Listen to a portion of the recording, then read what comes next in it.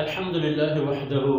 والصلاة والسلام على من لا نبي بعده. أعوذ بالله من الشيطان الرجيم.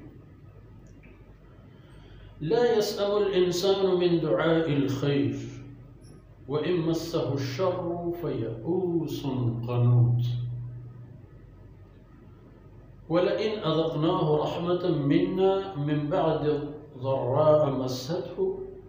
ليقولن هذا لي وما أظن الساعة قائمة ولئن رجعت إلى ربي إن لي عنده للحسنى فلننبئن الذين كفروا بما عملوا ولنذيقنهم من عذاب غليظ. سبحانك لا علم لنا إلا ما علمتنا إنك أنت العليم الحكيم.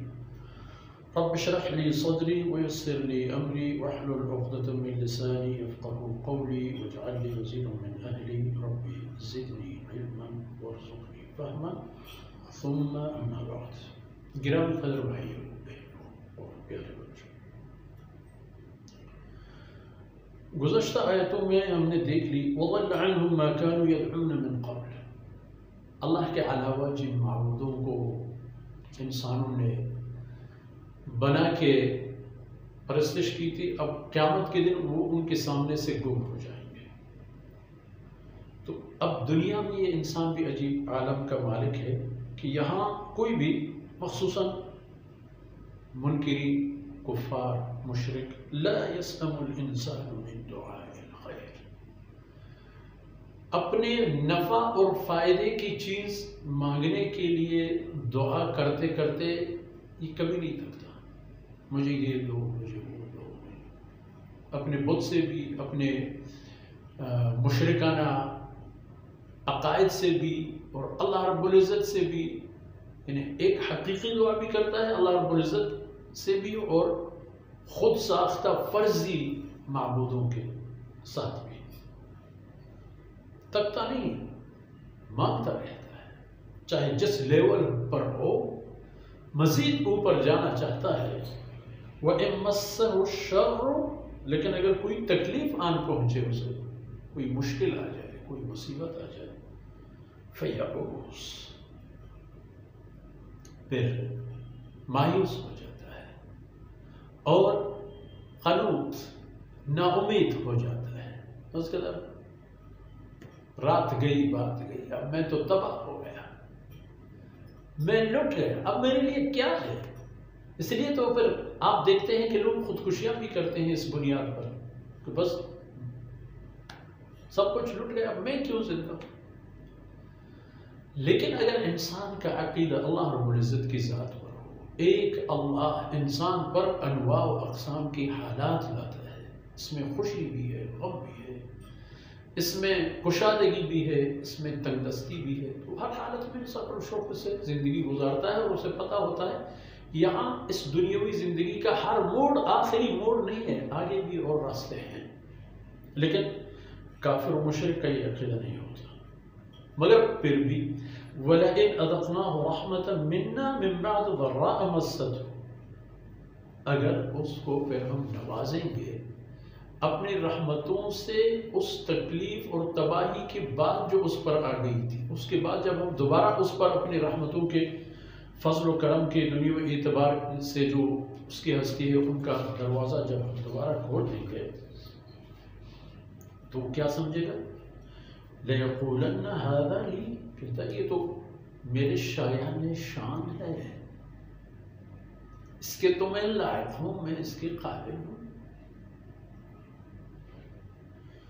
اللہ اکبر۔ وَمَا أَظُنُّ السَّاعَةَ قَائِمَةً، اب کوئی قیامت ویامت نہیں ہے، چلو یہ سب باتیں جو انبیاء علیہ السلام کہتے ہیں، انبیاء کے ماننے والے کہتے ہیں مرو گے زندہ ہو جاؤ گے، مریں گے تو صحیح لیکن دوبارہ زندگی کی بات ایک ناقابل یقین بات، لیکن پھر بھی وَمَا أَظُنُّ السَّاعَةَ قَائِمَةً، مجھے لگتا نہیں کہ قیامت قائم ہو اور ہو جائے گا، لیکن وَلَئِن رُجِعْتُ إِلَىٰ رَبِّي، اور اگر قیامت قائم ہو بھی جائے إِنَّ لِي عِندَهُ لَلْحُسْنَى، پھر وہاں اللہ مجھے نوازے گا، اتنی ساری جائیداد بھی وہاں مجھے میرے کام آئیں گے، میرے ساتھ ہوں گے، آل اولاد قوم برادری ہستی سلطنت اقتدار اختیار وغیرہ یہ سب میرے ساتھ آئیں گے اور میرے ساتھ ہوں گے۔ تو فرماتے ہیں فَلَا نُنَبِّئَنَّ الَّذِينَ كَفَرُوا بِمَا عَمِلُوا۔ اب قیامت جب آ جائے گا، جو اس نے سوچا ہے یہ تو نہیں ہوگا، جو ہوگا وہ یہ ہوگا کہ ہم ان کو باخبر کر دیں گے، انہیں اطلاع دے دیں گے بما عملوا، جو کچھ وہ دنیا میں کر چکے تھے، ان کی دنیاوی کردار اور کرتوت کے بارے میں قیامت کے دن ہم ان کو باخبر کر دیں گے۔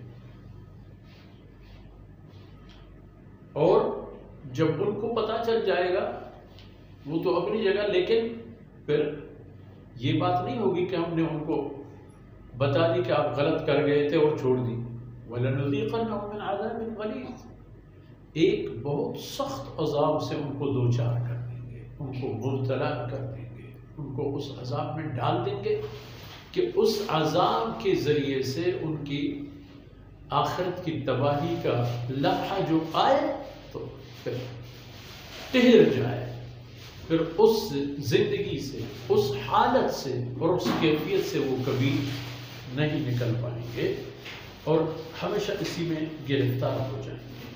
تو بہتر یہی ہے کہ انسان کو اپنے کیے درے کا احساس ہو تاکہ وہ قیامت کی تباہی سے اپنے آپ کو بچا سکے۔ وصلی اللہ علی نبینا محمد وعلی آلہ وصحبہ۔